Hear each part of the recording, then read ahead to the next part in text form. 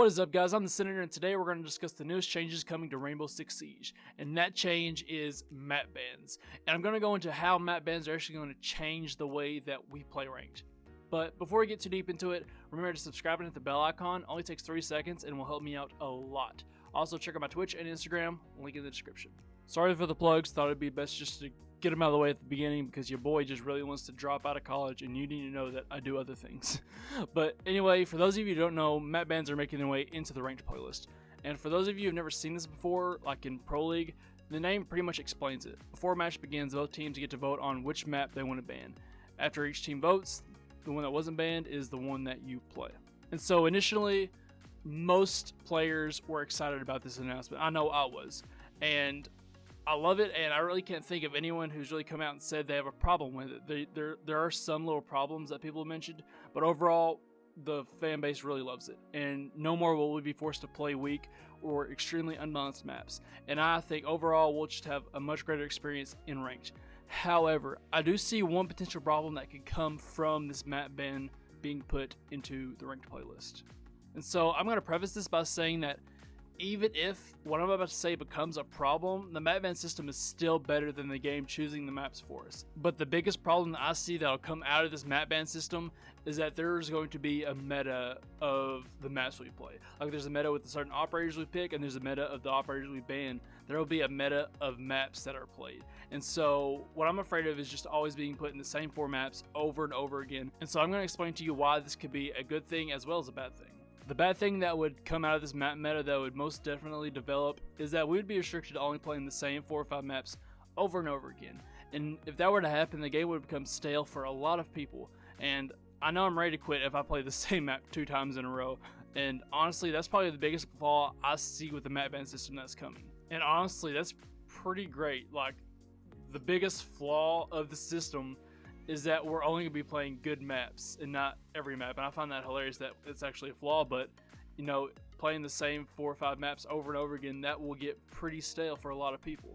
But there is a smaller problem that I see with the map ban system that I assume that they're going to fix it when it comes to the live build. And that was whenever the devs showcase the map ban system, it is currently set up to show you which team you are when you pick the map. And that can be a really huge problem. The reason being that certain maps are heavily defender favored and can give the defensive team a huge advantage. And the defensive team already has advantage going into the game. That's just standard. But for example, if there's a ban between Outback, Villa, and Bank, so whoever the defensive team is will try to pick the most defensively favored map out of those 3. And so you could expect them to constantly pick Outback because that is one of the most defender favored maps in the game. And so honestly, those are the only 2 negatives that I actually see with this map ban system coming. Everything else is just overwhelmingly positive. And the biggest positive that I see coming out of this map ban meta is that the devs will have access to information that shows them what maps the players actually like. And as of right now, the devs try to figure out which maps to rework based on, vague public opinion and how balanced or unbalanced the map is by looking at, the attacker and defender win rates. And now the devs will be able to add a huge chunk of information that helps them decide which maps to rework. And so now the developers have actual hard statistics that show them which maps the fans hate the most. They'll be able to see what maps are banned the most, and that will help them decide greatly into which ones they should rework. And this is especially helpful since Ubisoft doesn't plan on introducing any new maps anytime soon. And so now developers can focus on making the maps we hate actually fun and viable. But going back to the fact that there will most definitely, without a doubt, be a map ban meta, I think there's an easy way to make sure that the same 4 or 5 maps aren't picked every time, and that is to actually expand the ranked map pool.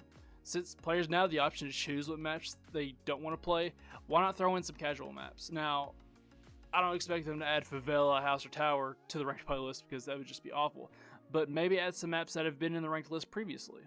Maps like Hereford or Fortress or Skyscraper, these maps are by no means perfect maps, and it's understandable why they've been removed from the ranked playlist.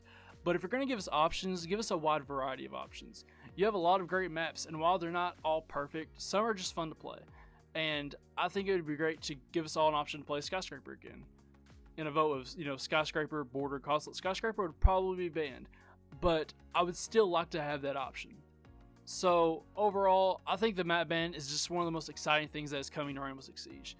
We knew that it would happen eventually, but it's great to see that the devs are actually taking steps towards, making the ranked matches feel more competitive.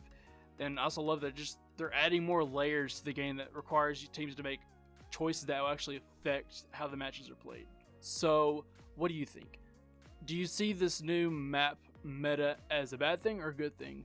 And are you okay with playing the same maps over and over again if that means that better reworks will be coming down the line? Let me know down below, or you can DM me on Instagram. I love hearing from you guys.